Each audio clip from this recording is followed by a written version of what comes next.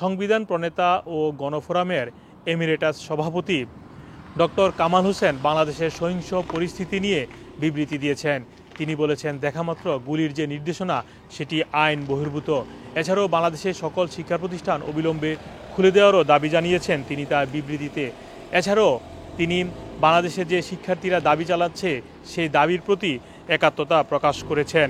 আমি যদি ডক্টর কামাল হোসেনের বিবৃতিটি আপনাদেরকে একটু পড়ে শোনাই, সেখানে তিনি বলেছেন, শিক্ষার্থীদের কোটা সংস্কার আন্দোলনকে ঘিরে দেখামাত্র গুলির নির্দেশ দেওয়া আইন বহির্ভূত হত্যাকাণ্ড, গণতন্ত্র, ন্যায় বিচার ও মানবাধিকারের সুস্পষ্ট লঙ্ঘন বলেও মন্তব্য করেন গণফোরামের এই নেতা। রোববার তিনি এই বিবৃতিটি প্রকাশ করেছেন। কামাল হোসেন আরও বলেছেন, শিক্ষার্থীদের কোটা সংস্কার আন্দোলনকে ঘিরে যেই হত্যাকাণ্ড চলছে সেটির তীব্র নিন্দা তিনি জানিয়েছেন। এই হত্যাকাণ্ডে নিরপেক্ষ সুষ্ঠু বিচারেরও দাবি জানিয়েছেন তিনি। একই সাথে অরাজনৈতিক এই আন্দোলনকে বিপুল সংখ্যক শিক্ষার্থী সহ অনেক শান্তিপ্রিয় নাগরিক নিহত, হাজার হাজার মানুষ আহত, গণগ্রেফতার ও গণনির্যাতনের ঘটনায় তিনি গভীর উদ্বেগ প্রকাশ করেছেন। এছাড়াও তিনি তার বিবৃতিতে আরও বলেছেন,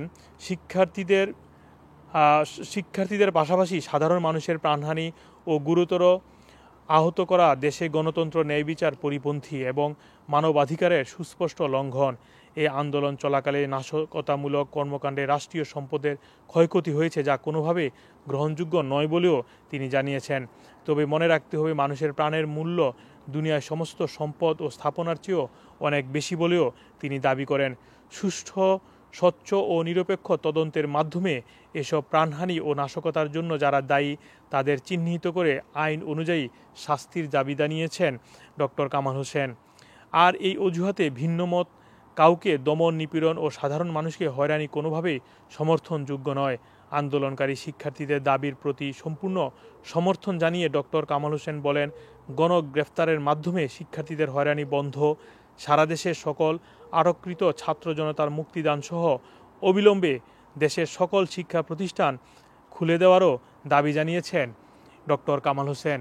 আপনারা জানেন, বাংলাদেশে যে সহিংসতা চলছে সেটির পাশাপাশি বিশ্বের বিভিন্ন দেশ, জাতিসংঘ, অ্যামনেস্টি ইন্টারন্যাশনাল সহ অনেকেই বিবৃতি দিয়েছে এবং বিবৃতির মাধ্যমে দেশে যে সহিংসতা চলছে সেই সহিংসতারও তারা উদ্বেগ জানিয়েছেন। আপনারা জানেন, বাংলাদেশে গতকাল কেন্দ্রীয় শহীদ মিনার থেকে বাংলাদেশে অসহযোগ আন্দোলনের ডাক দিয়েছেন সমন্বয়কারীরা এবং তারা বলছেন, এক দফা দাবি দিয়েছেন, সরকার পতন না হওয়া পর্যন্ত তারা তাদের আন্দোলন চালিয়ে যাবেন বলে জানিয়েছেন। এছাড়াও তারা বলছে, শান্তিপ্রিয় শিক্ষার্থী যারা রয়েছেন তারা বিক্ষোভ করে যাচ্ছেন, আন্দোলন করে যাচ্ছেন, এর মধ্যেই দেশের আইন শৃঙ্খলা বাহিনী তাদেরকে হয়রানি করছে এবং গুলি চালিয়ে হত্যা করছে বলেও দাবি জানাচ্ছেন এসব শিক্ষার্থীরা।